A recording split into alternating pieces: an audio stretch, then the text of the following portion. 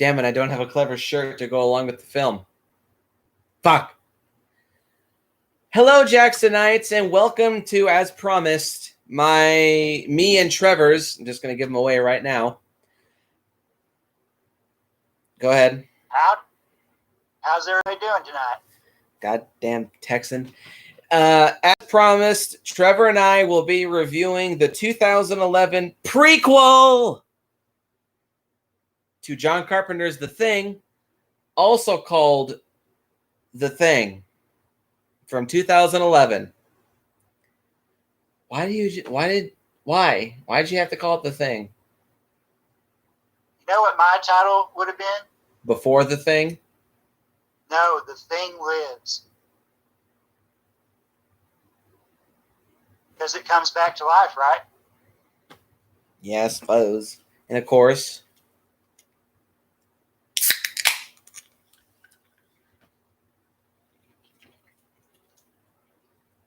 okay. So I stress the term prequel. If I had a fucking dollar for every single time I have heard somebody call this movie a remake, I would be a rich fucking man and I would not be drinking Slaveway Cola. This is not a remake. Anybody who calls this movie a remake, you're an idiot. And I'm going to slap the shit out of you. This is a prequel. I'm going to adjust my cons then. It is a prequel. It is in canon with the Carpenter film. It is not a remake whatsoever. I hate it when people call this movie a remake. I hate it. It drives me absolutely insane. Now that I have that off my chest. So yes, indeed, the 2011 prequel to John Carpenter's The Thing, also called The Thing. I'm just going to jump into my personal history right now. I didn't know this movie was actually, no pun intended, a thing until like 2013 or 2014. I remember my dad telling me, there's a new Thing movie coming out soon, because he knew that I was a fan of the Carpenter film. And I didn't really believe him, so I just kind of wrote him off. But it wasn't until around 2013 or 2014 when I realized, I looked into it and I was like, oh, there actually is another Thing movie. Dad was right. Okay. So I actually bought this movie before I watched the John Carpenter film again for a long time, or after a long time. And I bought it and I watched it the same night that I did buy it. And I remember when I first saw this, I really enjoyed it. It made me want to watch the Carpenter movie, of course, because it literally takes place right before that. But I was thoroughly entertained by the 2011 Thing. I thought it was a decent movie. I thought it was a worthy prequel, because in horror movies, prequels are so very rarely done right. I can't really think of any off the top of my head, but I know that there are a lot of prequels out there, like From Dusk Till Dawn 3, that's a prequel, and it's terrible. Texas Chainsaw Massacre at the beginning. Huh? Hannibal Rising's one. Hannibal Rising is one. I think that movie is a little underrated, but there's also... What the hell was I going to say? Fuck, I had it on the tip of my tongue.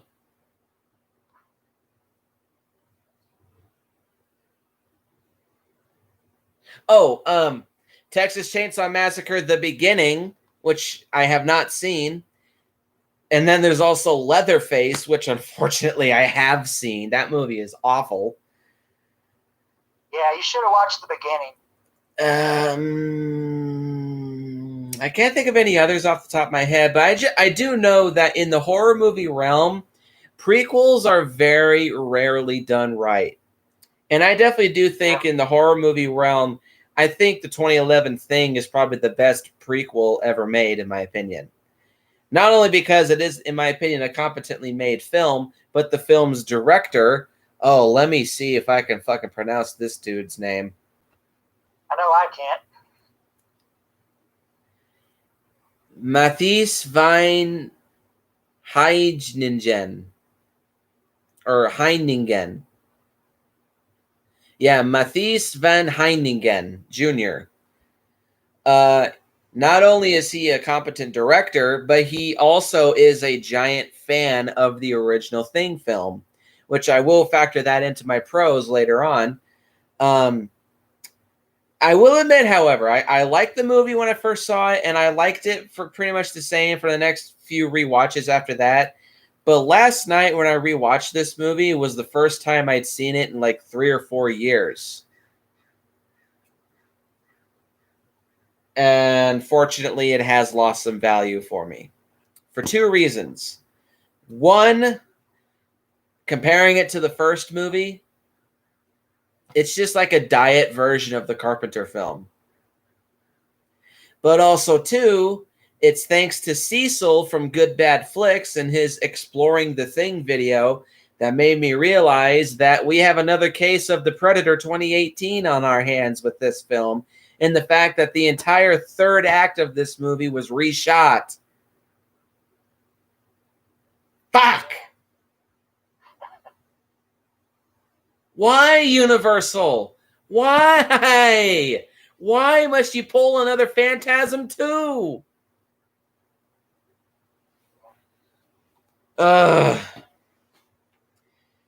Trev, give me your personal history. Yeah, so whenever I was a kid, and after I saw the first Thing movie, or the 82 movie, I was dying to see a follow-up or something else related to the Thing. I was so desperate that whenever I saw a TV spot for Stephen King's Dreamcatcher, I at first thought it was a Thing movie. And then I realized, oh, this isn't a Thing movie. Shit. Damn it. And then whenever the first Doom movie with Dwayne Johnson came out, some of the demons kind of reminded me of Thing monsters. So I did one of those dumb things, and I thought, well, I'm going to kind of pretend like this is a Thing movie. Of course, it didn't really work for long, but that's how desperate I was for another Thing movie. So enough time went by, and eventually I just stopped caring. This has actually happened before with Jurassic Park 4. I was dying to see that back around like 2005. That's whenever I wanted that to come out. And by the time it did come out, I just didn't really care anymore. I still saw Jurassic World, but I was like, man, I would have loved to have seen this like not long after Jurassic Park 3. I think they did plan to have a 4th Jurassic Park movie not long after 3, but I guess with 3's lukewarm reception, Universal being, now that I kind of realize a bunch of pansies that they are, put those on hold. They were also really trying to crack the script. So anyway, by the time this came out, 9 years after I saw the Carpenter movie, I was like, oh, cool, here's another Thing movie. I'm going to go see it. So me and my dad went. Funny thing was that he had just had an operation putting stents in for his heart, So all the jump scares in this movie got him real bad. I mean, like he jumped up and he threw his arms up in the air. It was funny, but I was a little worried because, he had just had stents put in. Thankfully, he was okay. But that's probably my fondest memory of seeing this in theaters back in 2011. Because it was a hoot. And, I really liked the movie at the time. I mean, not as much as the Carpenter film. But I still liked it. I also visited a Facebook group. I wasn't on Facebook at the time, but I visited the Facebook group, and that was what really got me thinking, I want to start engaging with the fan community. And, of course, I didn't do that until 2015, but that was kind of this movie and its Facebook group is what started getting me interested in social media interaction. So, yeah, that's my brief but interesting history with this movie.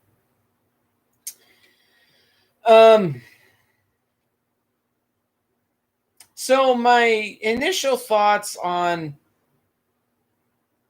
the 2011 Thing like I said, I remember liking it when I was young, or younger, I should say. And I did like it for quite a while, but unfortunately, now that I actually have gotten more of a critic's mindset, and I've watched the movie, knowing, thanks Cecil, you burst my bubble there. Unfortunately, this movie kind of has lost some value for me because it's just another one of those cases of, again, it's like Phantasm 2. What could have been would have been better. But I still do think I've seen people tear this movie to pieces and say that it's one of the worst movies ever made. Now, to that, I really have to wonder what the hell is wrong with some people. They haven't seen enough movies. I mean, I guess, like, fuck, you've never seen Plaguers or the Slender Man movie. Or any micro budget movie, really. I mean, fuck. I think that the 2011 Thing film is a very underrated movie, despite its problems. And there's one real major aspect about this movie that I really have to give a shit ton of praise, which I will when I get to the pros. But, excuse me. With all that being said, let's get into the plot of the 2011 Thing.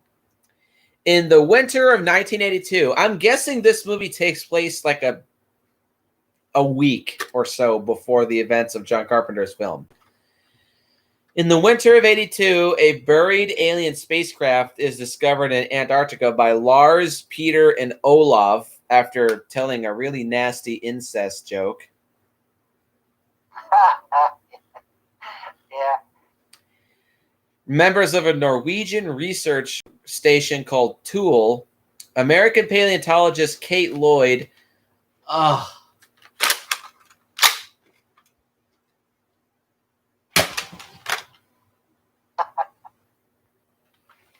played by Mary Elizabeth Winstead. Why?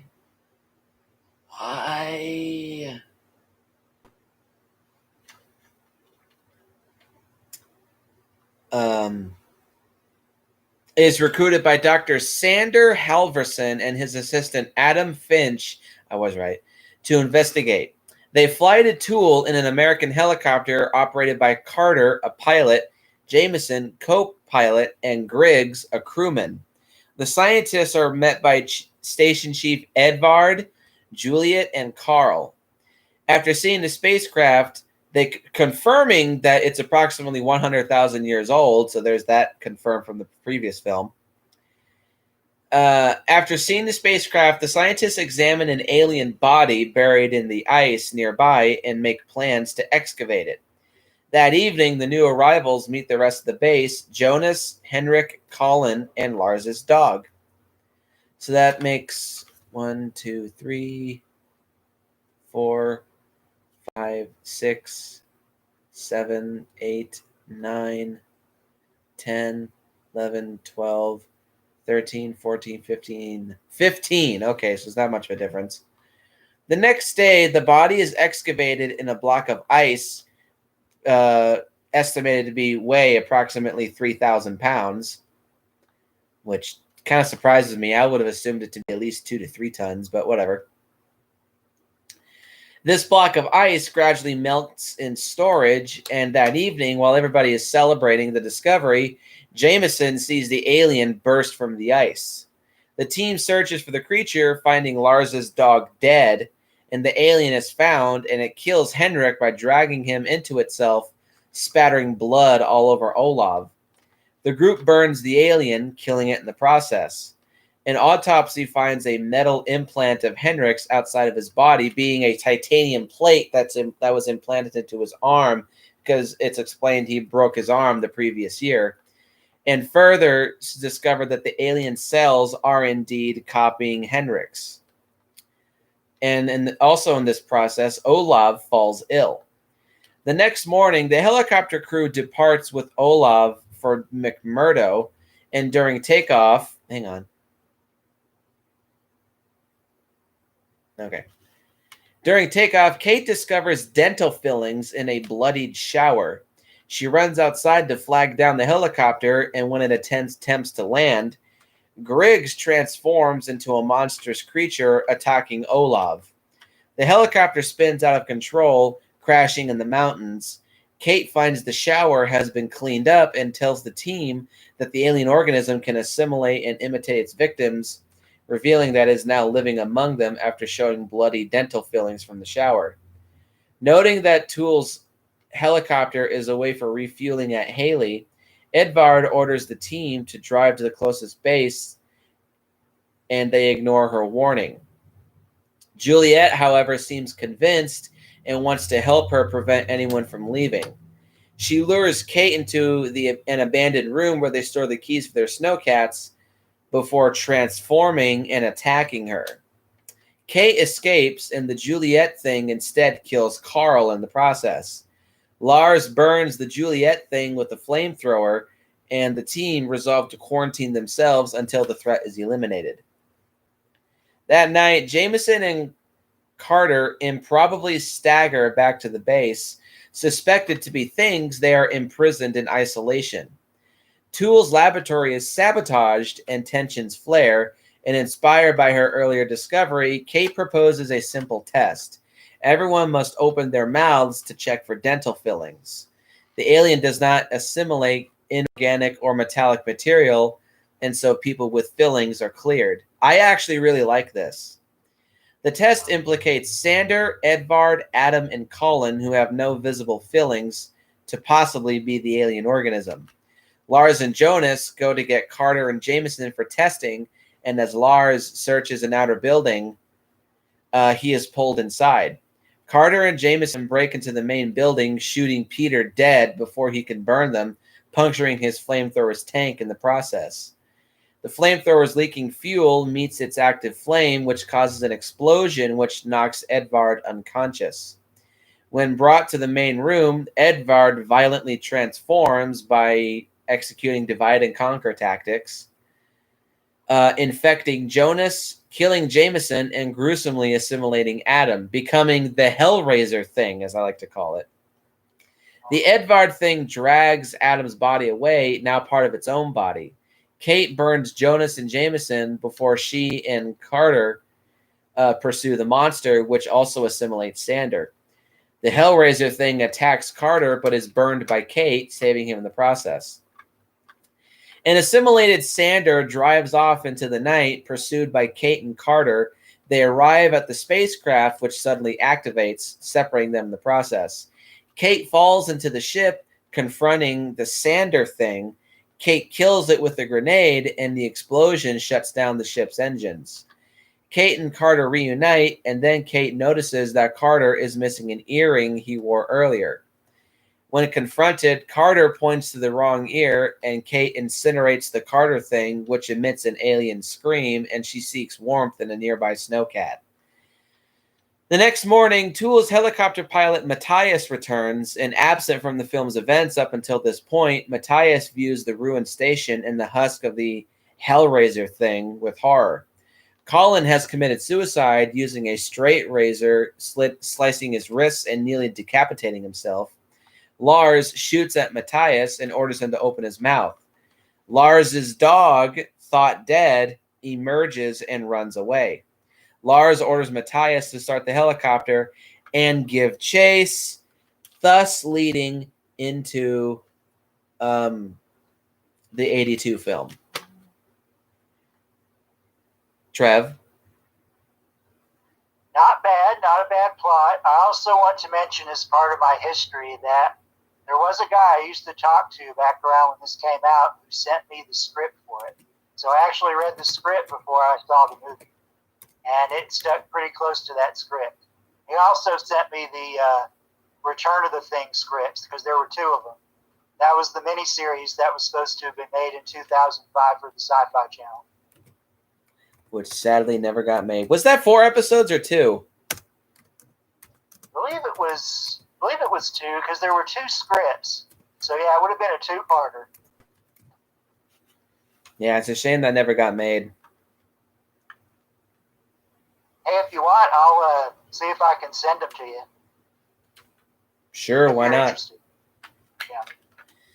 My thoughts on this plot. I'm just gonna say this. This is a diet version of the Carpenter film. There's no ambiguity. There's no. You make the film up as in your own mind, or you take it at face value. You can only take this at face value. This is a very streamlined diet version of the John Carpenter film. It's very simplified. It's very from point A to point B. It's very. I can't remember if I said this yesterday, but each Thing movie, I think, is very appropriate for its time.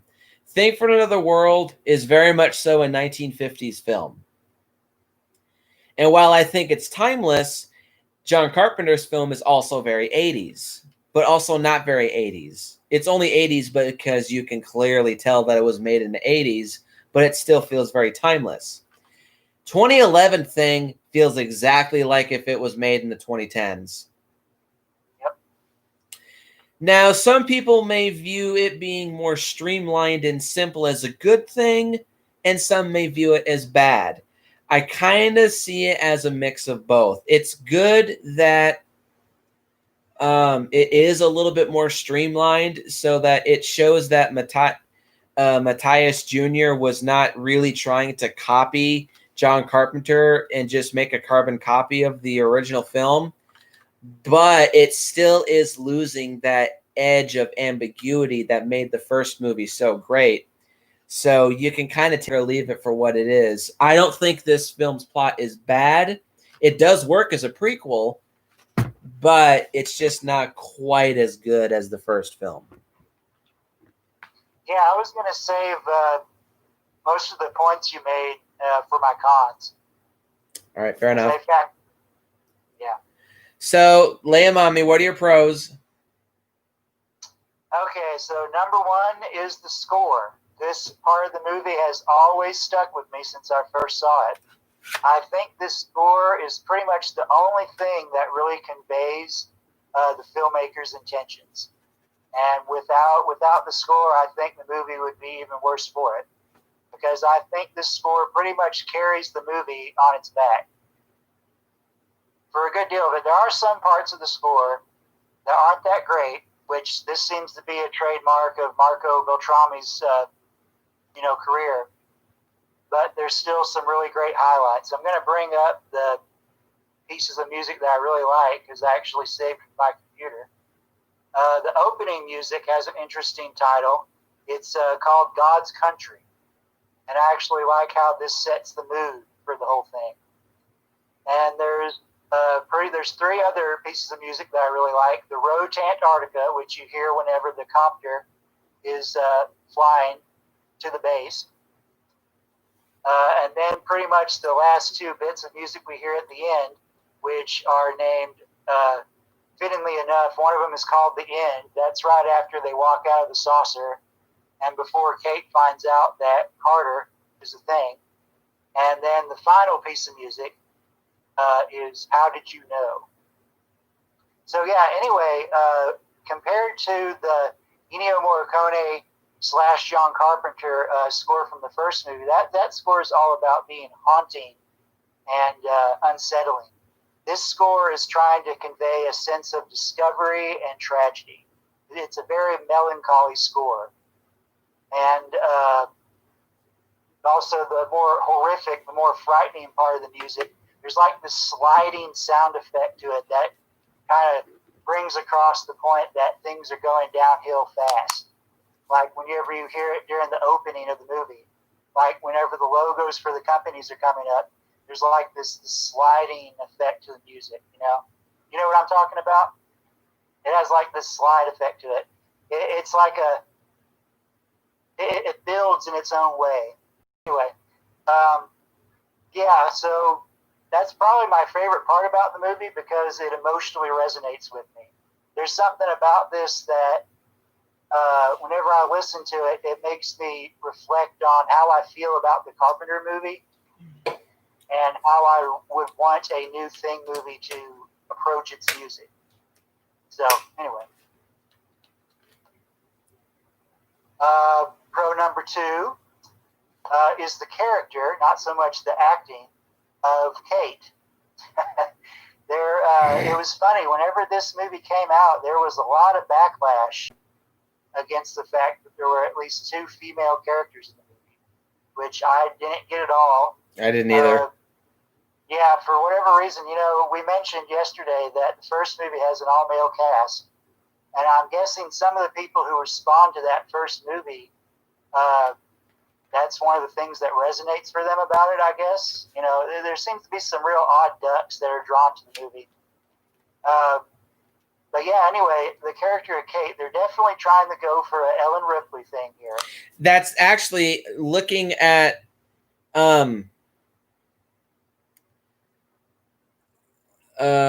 looking at the Wikipedia page. There's something here that's Mary Elizabeth Winstead as Kate Lloyd, an American vertebrate paleontologist graduate from Columbia University. In order to be different from Kurt Russell as the 1982 film's protagonist, R.J. McCready, Kate Lloyd was written to have similar traits as the character Ellen Ripley from the Alien film series.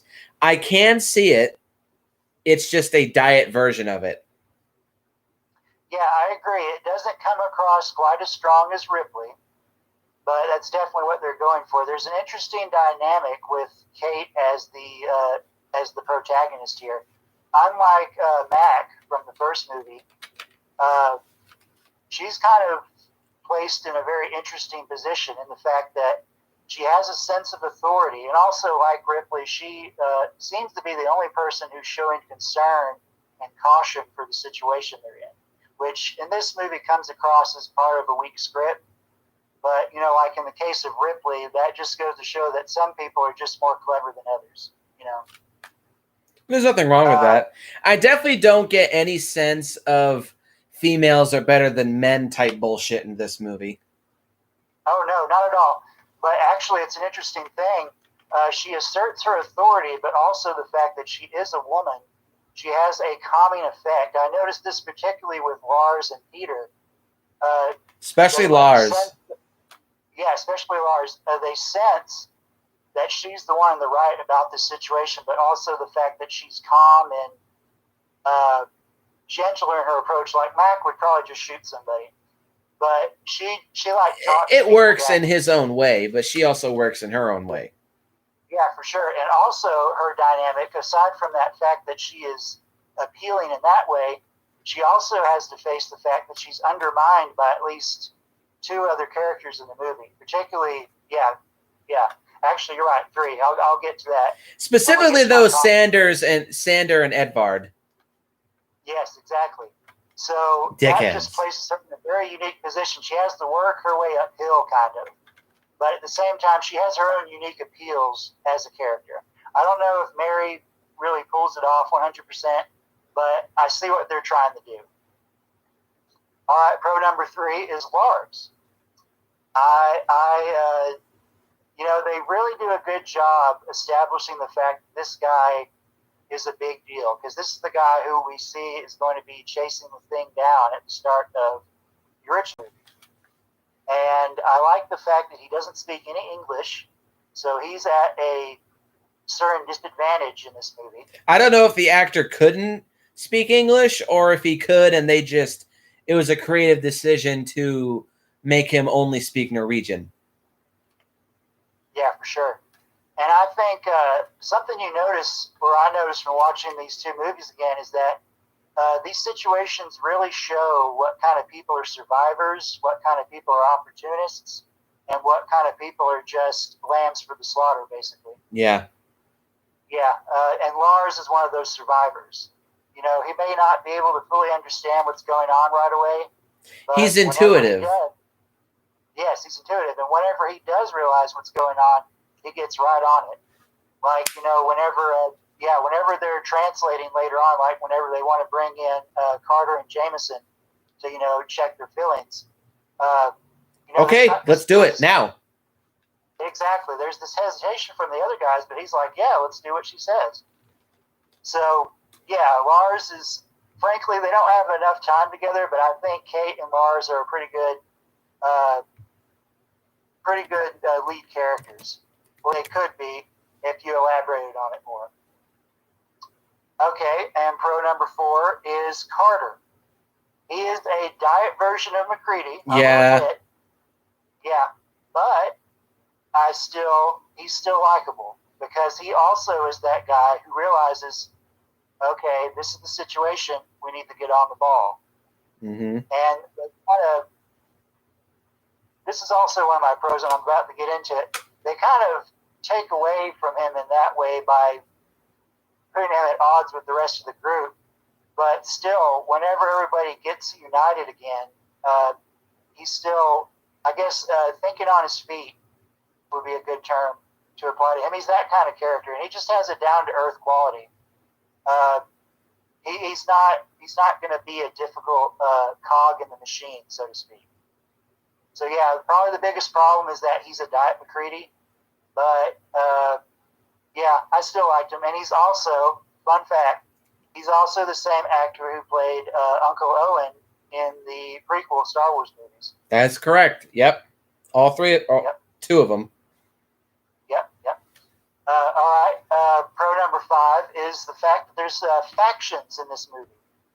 This adds a new layer of tension to everything. The fact that there's the American scientists who are brought on, there's the core Norwegian team, and then there's the American pilots. So really, there's almost like a three-way. They break off into their own little cliques, so to speak. And that adds to the tension. You know, the fact that some of the characters speak one language and the others don't. So they get to be able to talk. And there's also a faction that speak both. That's right. And those people who speak both are put in a difficult position. And whenever the paranoia starts to be ratcheted up, that aspect, they try to take advantage of that. The fact that there's middle ground people that could be swayed one way or the other. So I thought that was a real interesting idea that there was, not everybody was on the same page. I mean, the people at Outpost 31 were on the same page necessarily as individuals, but they were still all Americans, and you know, they'd been together for a while. Mm-hmm. So, yeah, that was interesting. Pro number 6, there are some new mythos added to the whole thing with the thing. The fact that it rejects inorganic material is a really great way to determine who is a thing or who isn't. And it also makes sense because why would an organism replicate something that isn't organic? Because it seems like people think that, oh, it's an alien, so it can just do anything, right? No. But no, it has its own rules that it has to operate under. And this just makes total sense. And also, that reminds me, because you brought it up, it doesn't make any sense for them to think that whenever Jameson and Carter are coming back to the base, that the only way they could do it is that they're inhuman. We said this yesterday, if the thing is imitating something, it inherits all its weaknesses. So it could just as easily, freeze too. I mean, it has the chance of reviving more so than a human does, but, it still has that weakness. And also, I did like the fact that when, I believe his name was Heinrich, after he got attacked by the ice thing, whenever they were doing the autopsy, they revealed that there was an amniotic sac, which gives some more insight into how the thing replicates organisms whenever it's imitating them. I thought that was a nice touch. And when they cut it open, it's not finished yet, and it also looks fresh, like it's... the skin is slightly transparent. You can see Heinrich's teeth through his cheek. Exactly. So they did add some nice new tidbits to the way the thing works, and I like that. Pro number 7, second to last, is the Edvard thing scene. I think that this is probably the best, the closest scene in this movie that comes to any of the great thing moments in the first movie. Because we have that whole tension between the factions. They're really starting to pit themselves against each other, and everything's just falling apart. And then literally the Edvard thing does fall apart and start splitting up and, going after everybody. Plenty of tentacle action that probably would be hard to do with the practical effect, but I would like to see him try. I also like that the Edvard thing sound, it made that iconic, or at least I think it's iconic, thing howl or scream. It was pretty awesome whenever it did that. Although the design itself is probably a little derivative of the Norris thing, just a tad. But still, this was probably definitely one of the highlights for the movie for me, where I thought, okay, now we're starting to get closer to Carpenter's movie. Well, you could kind of say that maybe, like, because it's reminiscent of the Norris thing, you could kind of say that's a element of the natural creature's genetic makeup. Like, when no matter what form it takes, each one is kind of superficially similar to each other because that's what it knows. True, and there's always some kind of tentacles. There's it seems like there's always some kind of spider legs. Mm-hmm. I think that's the main thing that's carried over in each iteration of it. And lots of teeth. Go ahead. And lots of teeth. Yeah. That actually factors into my cons just a little bit, but we'll get there. Yeah, so pretty much this scene, I think it's probably the definite highlight. Aside from the last pro number 8, I really like the ending of this movie. I feel, aside from the fact that it leads into the beginning of the Carpenter movie, which gave me chills whenever I saw it, because the music started up again. Like, oh! Yeah, exactly. One of those fanboy moments. But the ending for this movie has always stuck out to me as being really kind of sad, because the ending of the first movie is supposed to be ambiguously uncomfortable. Like, there's no real resolution to it. You're left just thinking, well, it's over, and we didn't get any solid answers unless you think about it, like we were talking about yesterday. This, however, kind of explores another aspect of something that would be true to the Thing experience, so to speak, is that people that you're close to, and this almost kind of factors into like a zombie kind of thing too, is that people that you're close to, like friends or family, they're not safe either. They could just as easily end up being a thing as well, and you might have to put them down. So, again, Kate and Carter build a bit of a rapport throughout the movie, and maybe it's mostly just this piece of music that sells it, but it was pretty sad to me, and I thought it was a appropriate ending for the material, but different from the Carpenter movie, if that makes any sense. So, and also there is a lot of homage to the '82 movie, which is appreciated. I don't think they 100% nail every detail, but that's just nitpicky stuff. They really nail the time period. They make sure everybody's clothes are 80s. They make sure whatever music they're listening to is 80s. Like the song they're listening to in the Rec Room is a popular Norwegian song from 1982. And so, yeah, there is passion involved in trying to make sure that this can precede the Carpenter movie. Does it 100% succeed? Well, no, but that's that. So yeah, that's all my pros. Well, I have 1, 2, 3, 4, 5, 6, 7, 8 pros as well. Huh? And now that I think about it, I have a lot of the same pros as Trev. So pro number 1 is the passion behind this film. Like I said, Matthias Jr. or not Matthias. I don't fucking remember his name.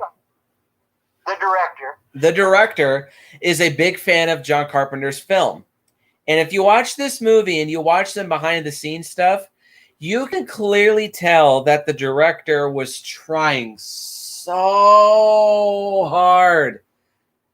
He tried so hard to make this movie as connected to the Carpenter film as possible. He put so much effort into making this movie look as seamless as possible.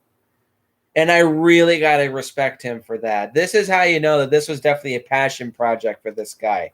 He tried so hard to make this movie as seamless as possible. Unfortunately, like Trev said, it doesn't 100% work, but I definitely say it's a good 85% match. Really, I think what kind of kills it in the end is the film quality, because it looks like it was made in the 2010s, Exactly. and the inclusion of CGI. Really, I think those are the two things that kill it. Because if they used all practical effects, it would be nearly perfect. But that we're going to talk about that when we get to the cons. But yeah, the passion behind this movie, with all the homages and the sticking to the creature lore and the inclusion of a little of some paranoia and tension and familiar monster scenes, you can really tell that the director was trying so hard to make this in canon with the Carpenter film. And I think for the most part he pulls it off. And I give him a round of applause for that. Like, damn, dude, like, kind of like how I said about Phantasm Ravager, that David Hartman was such a Phantasm fan that he made it Phantasm friendly. I think the director of this movie made this as Thing fan friendly as possible.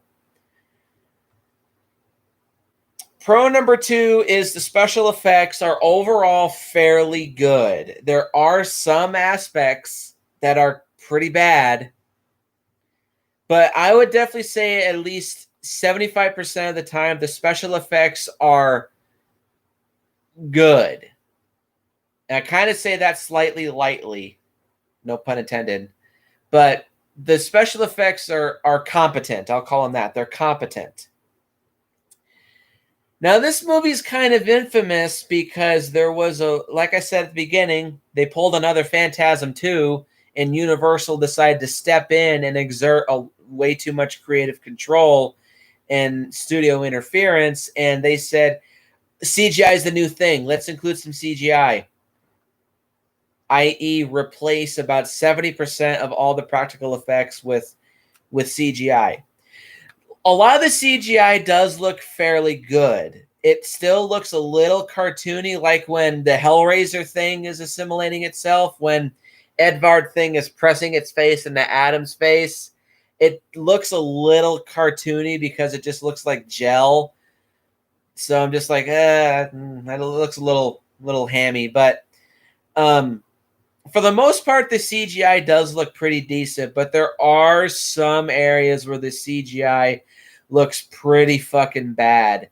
Easily, in my opinion, the worst CGI effect in this film is when Griggs's face splits apart. You can clearly tell that it looks like a rushed CGI paint job, because the one half of Griggs's face just it gets really blurry and faded, and it just looks so fucking cartoony and ridiculous. And when you see all the gelatinous, gooey tendrils spurt out of Griggs's chest, oh, it just looks terrible. And it sucks because I've seen the original test footage of that scene, and it looks phenomenal. So even now knowing that too, it just makes it look even worse.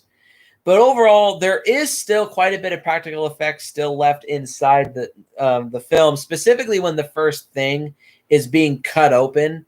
That's all practical stuff, and a lot of the stuff on the inside is practical as well. The thing that's really digitally enhanced is Henrik's amniotic sac and his new face.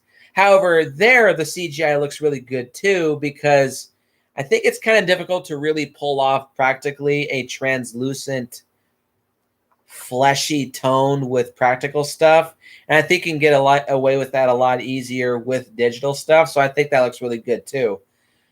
But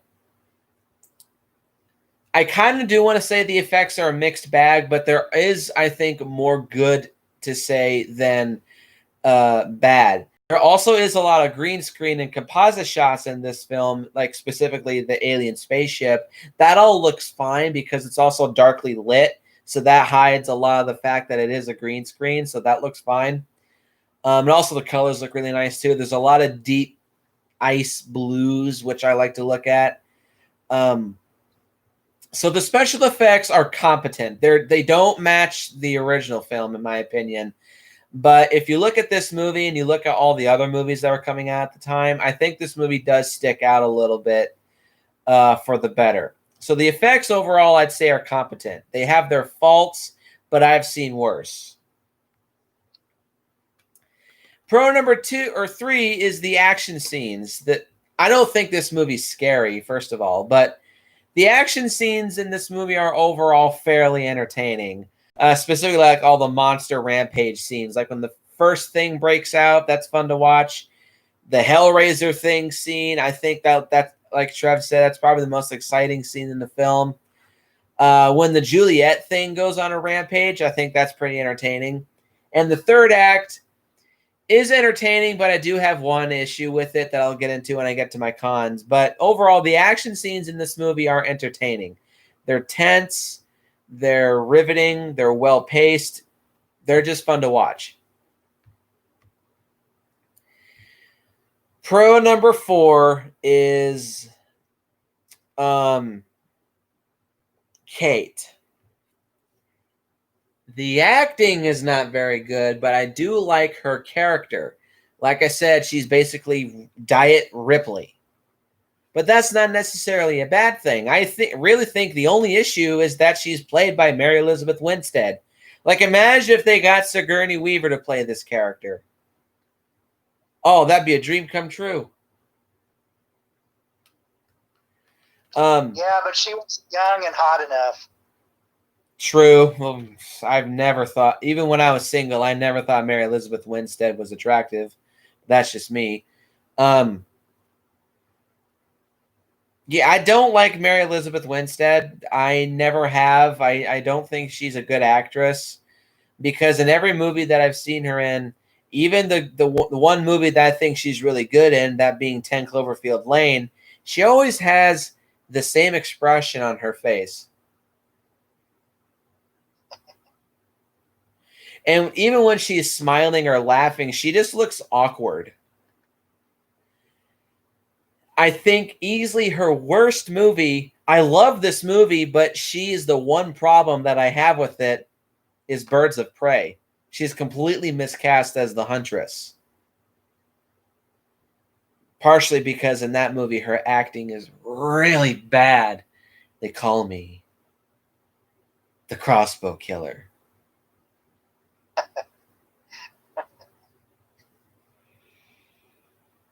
So yeah, her acting leaves a bit to be desired, but her character is fine. I like that she is trying to be a bit more of an assertive, strong woman.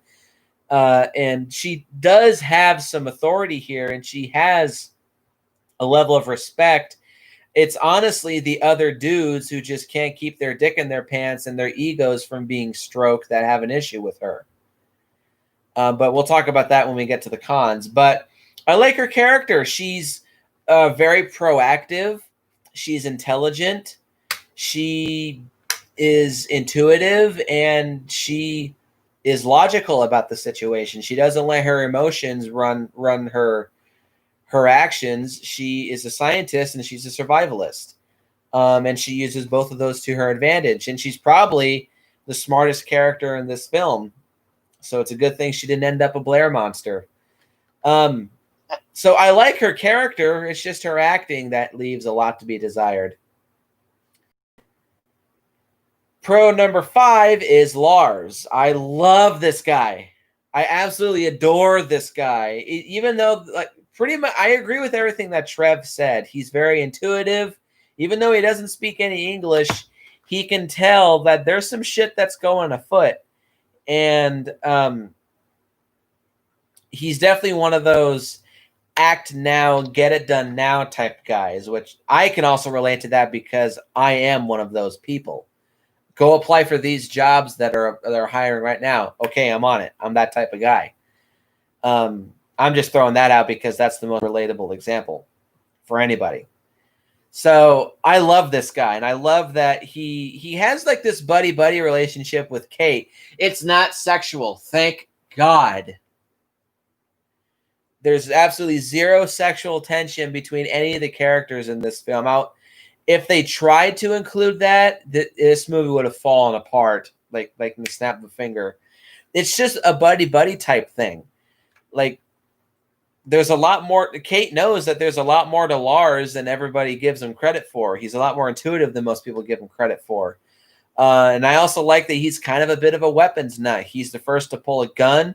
He's the first to pull the flamethrower. And he's the first to show, hey, we have thermite grenades. I love this dude. It's a shame that he gets a bullet in his head. Or to quote Dr. Wolfula, he gets an asshole put in his forehead. It's a shame.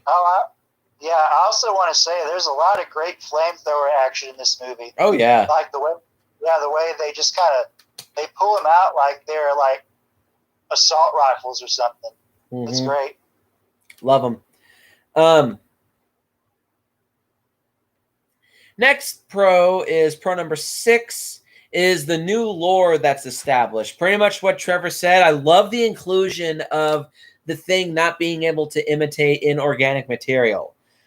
Because that makes complete sense. How if anybody was to say, well, why can't it imitate metal? It's an alien.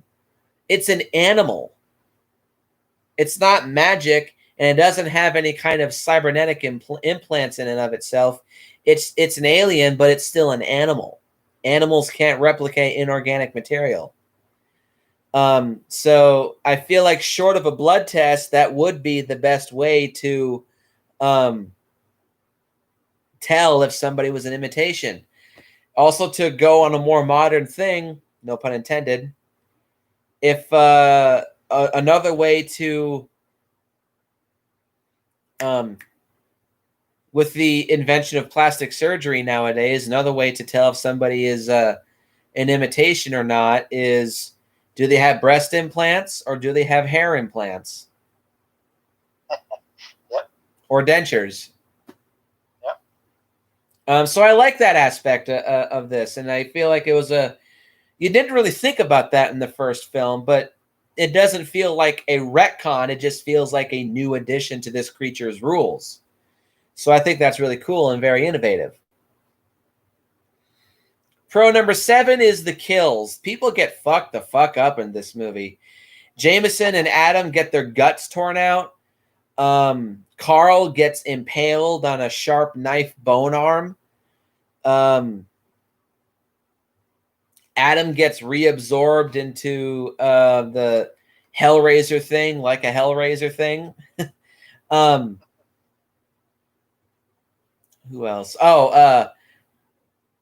I can't remember the redhead dude's name. Jonas. Jonas gets his mouth and skull and brain eaten out or some shit. People get fucked up in this movie, huh? That was pretty disturbing, I will admit. Yeah, it was very unsettling to watch. And it literally got under my skin. See what I did there? Yeah, people get fucked up in this movie, and yeah, there's some really good flamethrower action. So this movie's got some pretty good kills. So if you're interested in that, oh shit. This movie's got you covered. Hang on. My phone is about to die. So I gotta move you over here. Yay, I get a tour. No, I'm just kidding.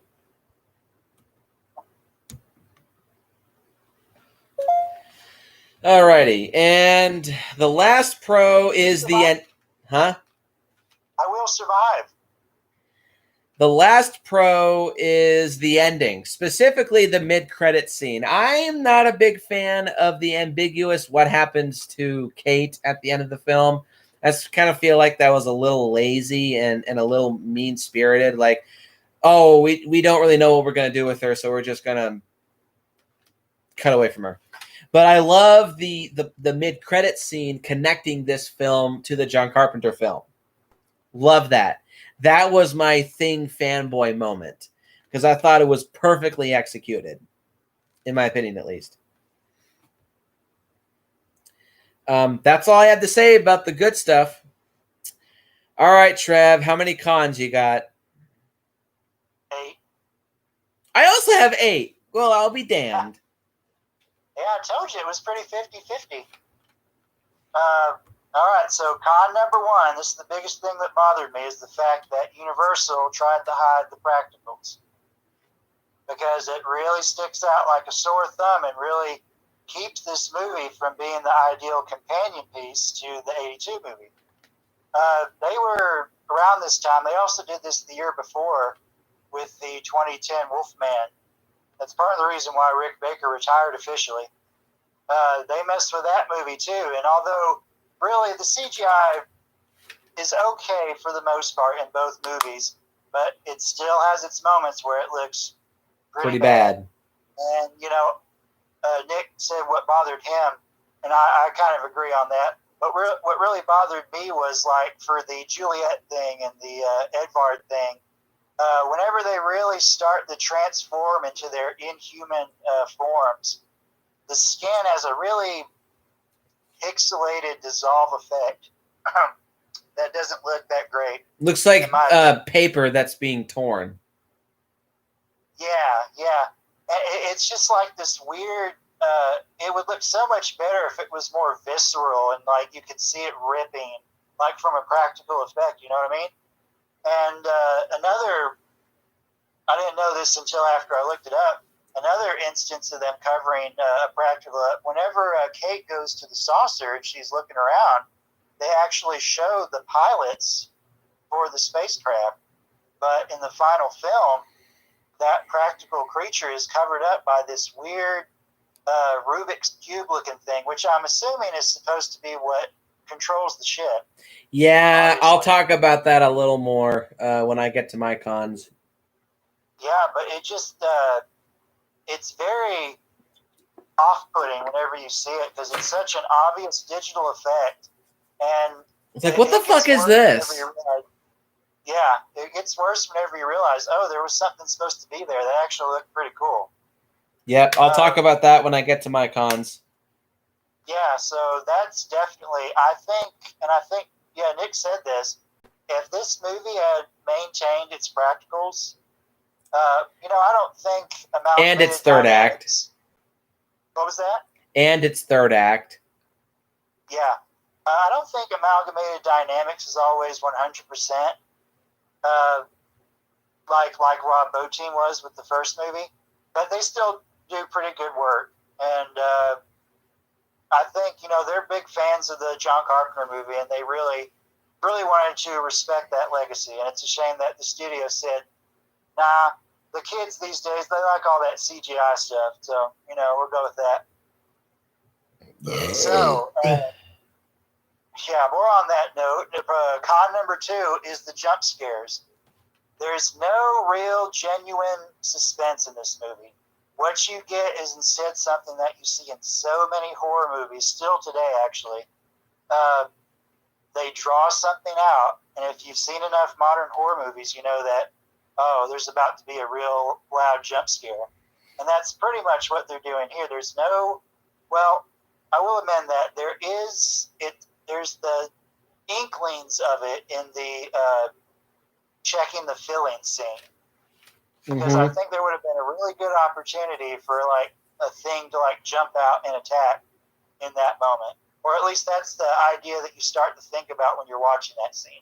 So that's the only one that really kind of comes close. But everything else is just, okay, let's get real quiet for a moment, draw it out, and then boom. Now, it worked for my dad, but it didn't work for me. I was like, oh, I know it's about to happen. And I mean, sure, I jumped because it's so fucking loud, but I never jumped a single time. Yeah, it's not like it depends on your audio, really. Like if you see it in a theater, because then it's just loud. But yeah, there's no genuine sense of suspense like there is in the Carpenter movie, which is a shame. And that leads into con number 3. Nick actually put this very well. I wrote it as limited script. This movie is just very straightforward. There's really only one thing that's kind of ambiguous, and you're just really kind of thinking, well, I mean, they didn't, for like whenever a thing is about to imitate somebody, like the Griggs thing is the first one from the tool station who gets imitated. It's very obvious whenever he goes after Juliet, and she's obviously the one who got attacked in the shower. So that's at least 2 of the people there. Edvard, I'm not sure whenever he was assimilated. I'm wondering if there was a thing going on between him no pun intended, a thing going on between him and Juliet off screen. Because I'm really trying to think, okay, so who got to him? You know, because we see them together when they're introduced, whenever they go into the cave where the saucer is. And, there's nothing really there to suggest it, but it is something that I pondered whenever I was thinking, so when exactly did Edvard get assimilated?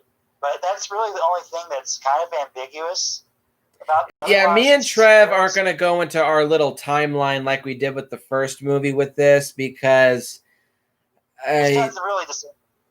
Yeah, there is nothing to say. And also, I really couldn't figure out, just like how I did with the first movie with this film.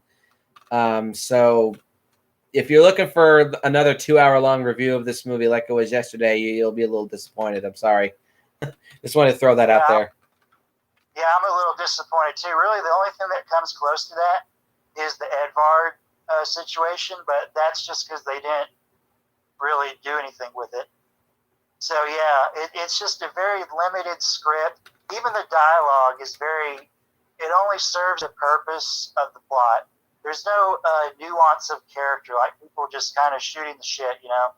That happened in the Carpenter movie. That's why it was so relatable and so classic, for lack of a better term. And so, okay, that actually leads into con number 4, because these are all kind of interwoven. No quiet moments. They try. There's one that they try to do between Kate and Juliet.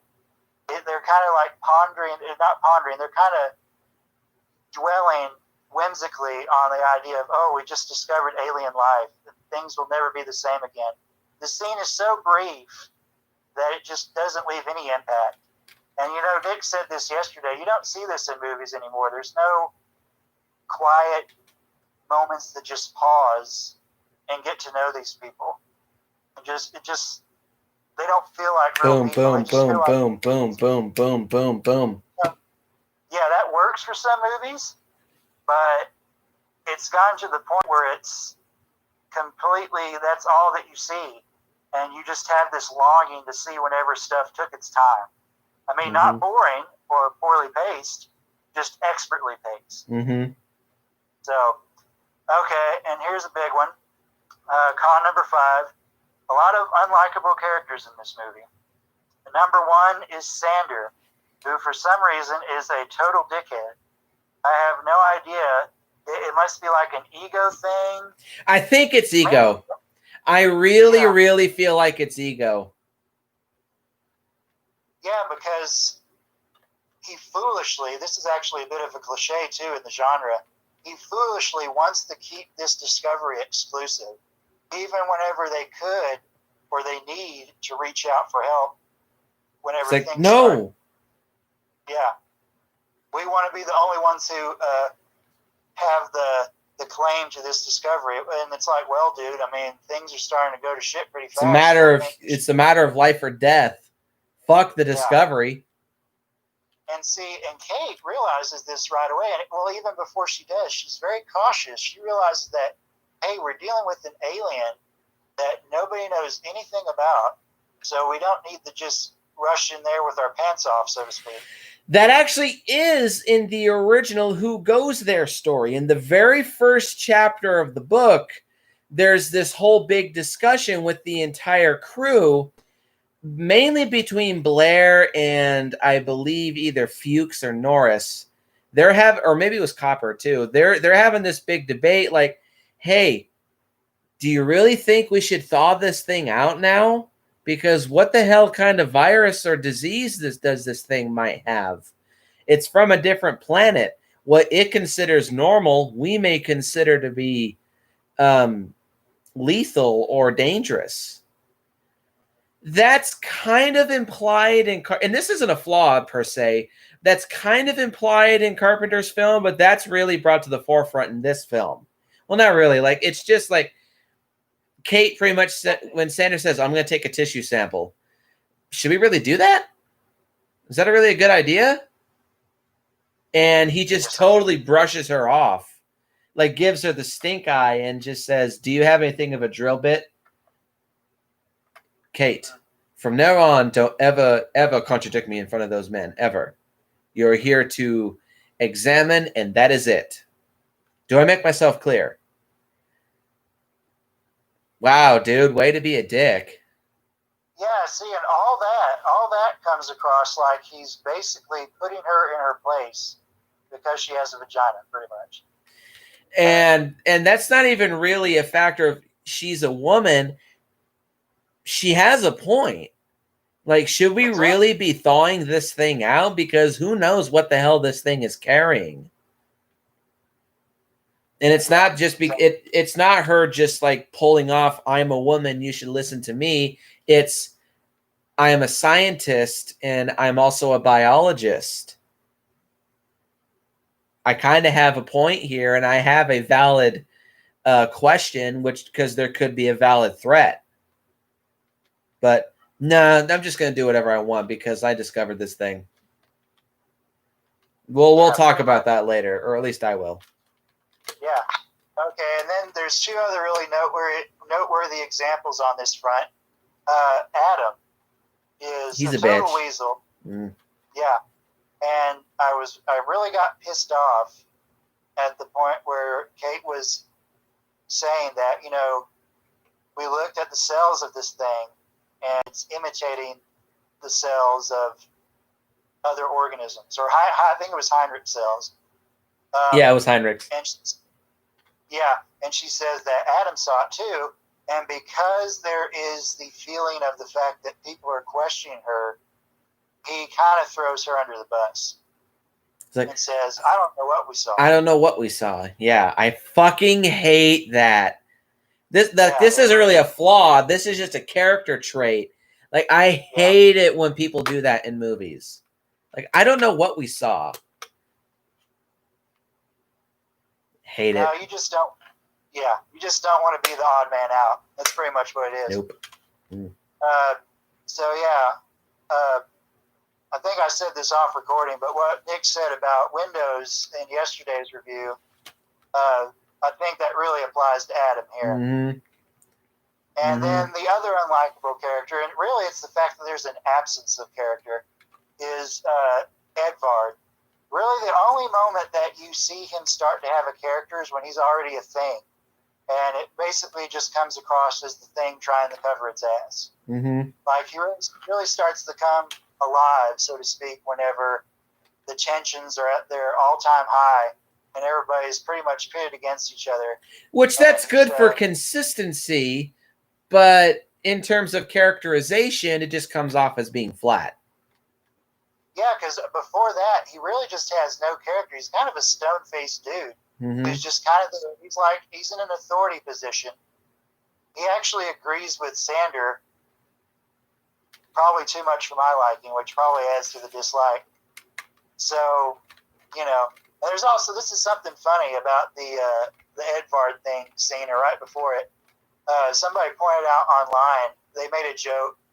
Edvard says, like, after Peter gets shot in the head, let me check on my friend.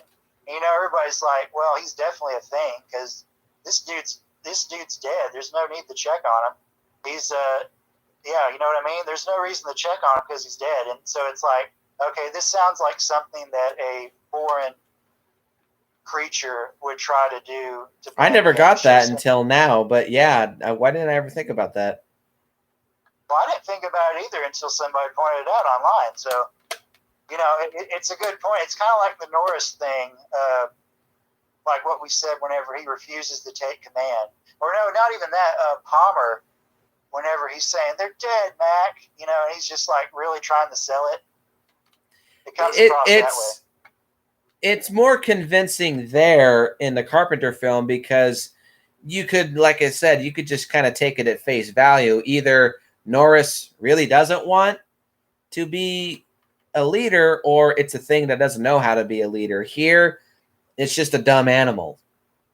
Yeah, pretty much. And actually, that's a good point that works in the favor of this being a prequel, is the fact that the thing, you know, some people say the thing in this movie is too aggressive and it's not stealthy enough. Well, if you think about it, it just woke up. Yeah. So it's trying to learn things, and so its instinct is to be hostile whenever it realizes that its life is threatened. So it's trying to figure out its game, its stealth game, so to speak. Mm-hmm. So that's just on that point. Okay, moving right along. There's a lot of filler characters. This is con number 6. There's a lot of filler characters in this movie. Let's see. There's some guys, I don't even remember their name. There's this one guy who has glasses who gets killed by the Juliet thing. That's Carl. Carl, okay. He's really just there to get killed. Mm-hmm. Somebody that gets... Henrik and Olav are kind of basically filler characters. Mm-hmm. Somebody for the thing they go after in different instances. Juliet, they do try an interesting thing where there's almost like this... her and Kate are the only 2 women in the base, so they like have a rapport with each other. Mm-hmm. So like a kinship. She pulls her aside, and the Juliet thing does the try and put the blame on somebody else. She pulls her aside and tries to tell her that, oh, this is what I think about what you said, and these are my suspicions. And of course, what it really ends up being is that the Juliet thing wants to get Kate out of the picture because she's the one who knows what's going on, mm-hmm. and she wants to be by herself and imitate her or assimilate her. And but other than that, Juliet's, that's actually a good angle for a character to have, but that's pretty much it. She's just another thing to eventually destroy. Mm-hmm. Colin, the British guy, he factors into the unlikable character thing too, because he's another dick. But he's really only there because they need somebody to fill the role of the person who committed suicide and froze during the investigation of the Norwegian camp in the '82 movie. That's pretty much his only function there. Mm-hmm. Yeah. Jonas has the opportunity to be, I guess, kind of likable. He really doesn't make the same impression that really the impression that Jonas and Peter are kind of reaching, or they want to reach with those guys, is all taken up by Lars. Yep. Pardon, my wife just got home. Yeah. In conclusion, a bunch of filler characters.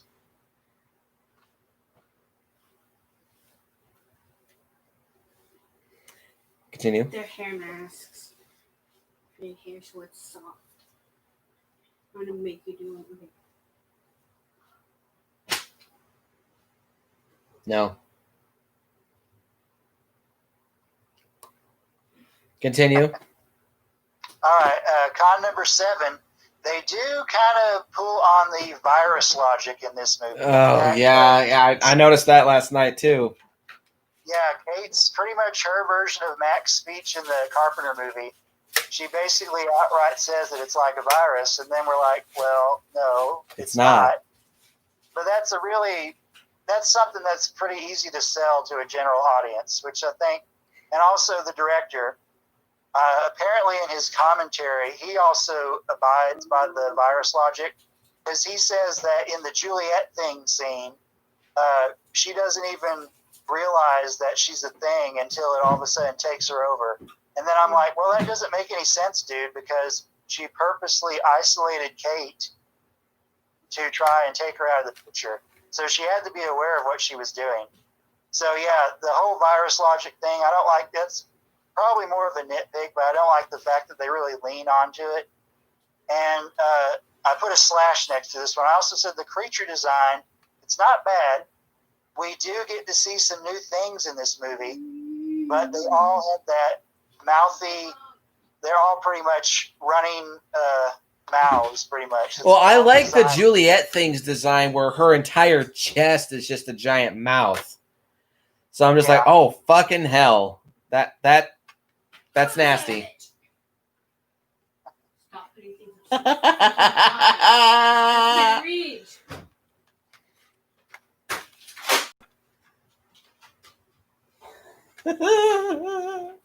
Continue.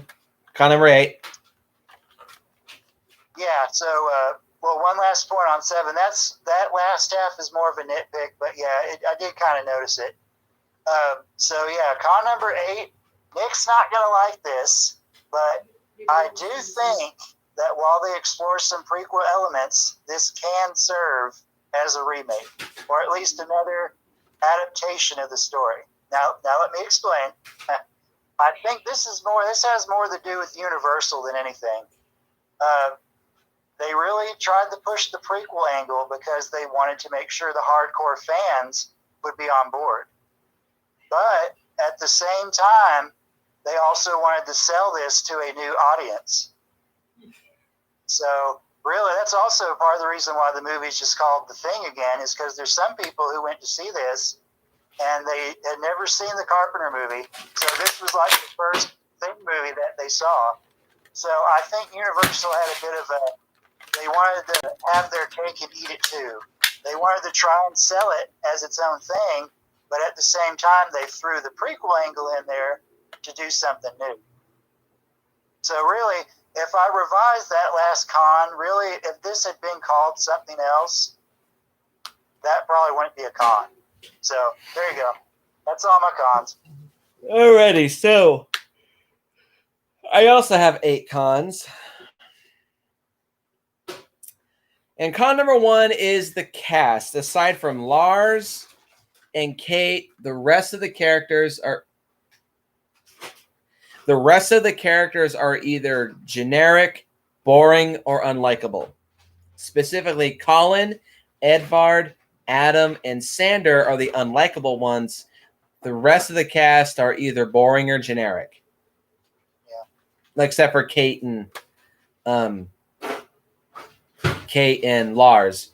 The 4 unlikables, as I'll call them the Cenobites because they're unlikable.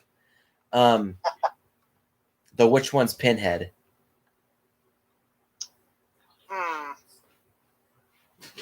Sander. Yeah, probably. The 4 Cenobites, as I'll call... That one's mine. No, this one's mine because you're going to eat too. True. The 4 Cenobites, as I'll call them, they're all dickheads. Sander reminds me of Donald Trump. An egotistical, orange-haired dickhead. That's the only political thing that I will say. I just realized I broke one of my own rules. Edvard is a soulless, lifeless douche canoe.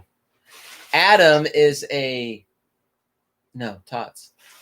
Adam is a insecure, unlikable little shit of a weasel, as Trev calls him. And Colin is the unlikable, uncooperative asshole. And they're only there just to give Kay some kind of human obstacle to deal with in order to solve the problem. And I think it kind of creates fake tension throughout the film. I just feel like if only these guys would pull their heads out of their ass and learn to work with this woman who is smarter than these men because she knows what the fuck is going on, this whole situation would be a lot more well streamlinedly solved. Also, another thing about Sander is that he's also a dickhead in the way that he kind of unintentionally sabotages the whole group. I don't know who the hell burned down the lab, but I actually would not be surprised if it was Sander. Yeah. Just to shoot the entire crew in the foot and to spite Kate. Even though he's the one who came up with the idea in the first place. But who knows? Yeah, all the... Edvard. Huh? It was either him or Edvard. Yeah, I could probably see it be Edvard too, because he, as a thing, he realizes, oh God, I'm about to be exposed. Let me just burn it all to the ground. And as for the generic characters, I'd actually think that's Jameson and Carter. Now, as Trev said, Carter pretty much just is a Diet McCready, which isn't bad, but it's nothing special. He's another good secondary protagonist to attach himself to, but he's just there to be Kate's sidekick. Not necessarily bad, but again, it's not great either. Jameson is just there to be killed off. And also to just be the one token black guy. What? And the rest of the cast, they're just boring. We know nothing about them, and they're just there to be thing food. Con number 2, I already kind of talked about him, is Sander. He's an asshole, but I already talked about him. So con number 3 is, I feel like looking past the fact that the third act was reshot, not only that, I also feel like the third act feels rushed. Like, all the good stuff with the Hellraiser thing going on a Rampage is over. Now it just kind of feels like once Sander drives off and they go back to the ship, the movie just rushes to get everything done and over with so it can get to the great ending of attaching itself to the Carpenter film. I feel like they could have explored the ship a lot more, and I'll kind of explain something like that did happen in just a little bit, but I feel like they could have explored the ship a little more and add a little bit more lore to the thing, which they kind of did, but I'll explain that in just a minute. But yeah, I do feel like the third act is a little rushed, and also the reveal and the destruction of the Sander thing feels a little rushed, like it pops up, attacks, retreats, attacks again, then gets destroyed. That's literally it. All in the span of like 5 minutes. So, yeah, I feel like the third act is a little rushed, but there is an explanation as to why, but I'll get to that shortly. You said that 3 times already. Okay, Captain Obvious. Con number 5, this might piss off Trev, is that I was not impressed by the score. I feel the score was very generic and very lackluster. The only 2 moments that I remember the score is the opening and the very end, because the Desolation theme from the Carpenter film starts playing. Other than that, the rest of the music is generic, action-y horror movie music. And it's not bad, but it's not very impressive. Sorry. No, I understand. Yeah, a good portion, especially through the middle, is pretty generic.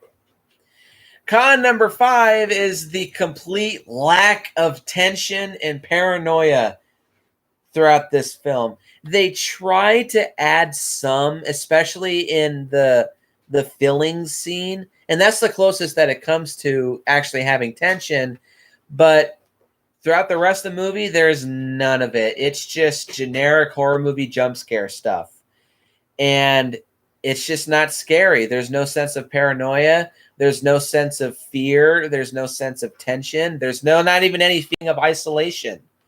It's just very generic horror movie stuff. And again, it's not terrible because I've seen worse, but it just doesn't feel like John Carpenter's The Thing. Con number 6, there's a lot of sequelitis in this film, i.e., figuring out a way to see if somebody is a test, or see if somebody is a thing, like the blood serum test, and figuring out who's who, like with the hot needle and filling scene, and the couple of rampages and the surprise attack. There's a lot of elements that feel like direct copies of the John Carpenter film, which is weird because this is a prequel. But at the same time, it also kind of feels like a sequel and a shot-for-shot remake. Okay, so there you go. Maybe that could be an element of it being a remake in my corner. But yeah, there's a lot of copy and pasting with this film. And that really stuck out to me in this most recent rewatching. Me too. Con number 7 is the CGI. I kind of already talked about this with the special effects. I just will say that when the CGI is good, it looks pretty competent. But when it looks bad, it looks super cartoony and it sticks out like a sore thumb. Even my wife agreed that the dude's face splitting in half looked pretty bad.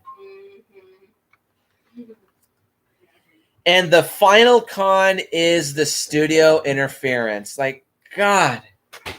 Okay, so the entire third act of this movie was reshot. Not only did the studio step in and want to replace a lot of the practical effects with CGI, and yes, it hurts the movie because it really takes away the spirit of what made this movie connected to the first film, But also, like I said, the third act was reshot. Now, the original third act, Kate and Carter go to the ship and they discover the Tetris block thing, whatever the fuck that was actually the mummified corpse of the original ship's pilot, which was some kind of three-eyed monstrosity queen alien looking thing that was apparently 8 to 16 feet tall with backward facing arms. And why would you bite your lip?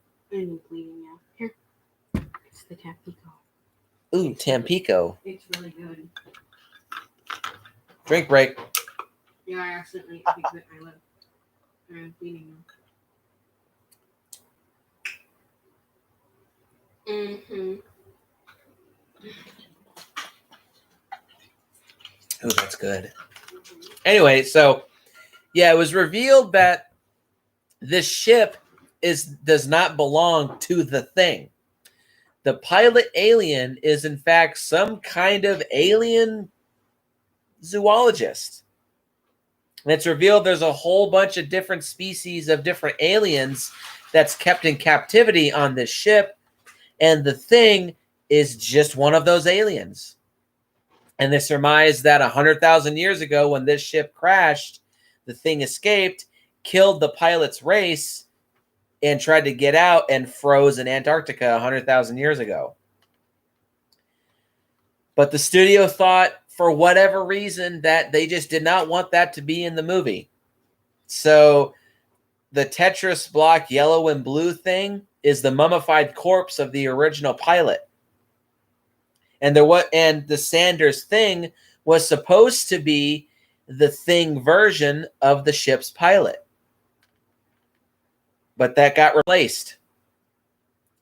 For whatever reason. I don't know. I meant to watch Good Bad Flicks' exploring video on this movie before I did this review, but I just didn't have the time. So maybe there was an explanation as to why they replaced all that in that video. But yeah, they decided to replace all of that in the third act, and it's a real damn shame because that would have added a whole new level to this movie's universe. And as to like, so it's kind of like in the original Alien.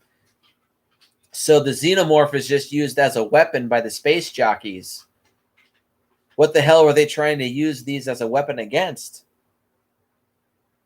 Okay, so this pilot is going around collecting various alien specimens. What kind of other alien specimens are there? But no. Universal decided to be a bunch of pansies and make this be much more streamlined and diet. Man, Universal, I used to think you were so great, but you've been really dropping the ball in the last 10 years or so. They're very insecure. Yeah. So that's all I have to say about the 2011 The Thing prequel. Any final thoughts, Trev? I still don't hate it. There's some things I do like about the movie, so I will continue to revisit it. But after watching the two movies back to back, I say that the faults that Universal placed upon this movie keep it from being an ideal companion piece to Carpenter's film. And it's actually better, in my opinion, if you consider it another adaptation of the story, just an inferior one. Way inferior. So I do like this movie. I still do say that it is very underrated. I think it gets shit on way too much by so many people. And anybody who calls this movie is a remake is a fucking idiot. It's not a remake. It's a prequel. But it does have some faults. And upon this most recent rewatching, like I said, it has lost quite a bit of value for me. Though nothing like King Kong versus Godzilla. So my final rating for this movie will be a 7 out of 10. I do consider this to be a worthy companion piece to John Carpenter's film, but it's not perfect. Yeah, my rating's going to be a 7 too. I think that's pretty generous, but I think it jumped down a peg after this recent rewatch. Unfortunately. So that'll do it for our exploration of the Thing universe. At least until the new Thing from Blumhouse comes out. Thank you all for watching. Trev, you have anything to plug? Thinkosphere's Kongtober is wrapping up today, or it did. There will probably be a multiple-part podcast coming out soon. And I'm also going to start trying to do some stuff on one of my own channels. I'm probably going to start going through my DVD and Blu-ray collection. Great. So I'll be looking forward to that. Yep. Alrighty, and thank you all for watching. And as always, once again, if you go to an Antarctic outpost, arm yourself with a flamethrower, and if you see a guy named Sander, just light him on fire, just for the fun of it. And I will see you guys in the next video.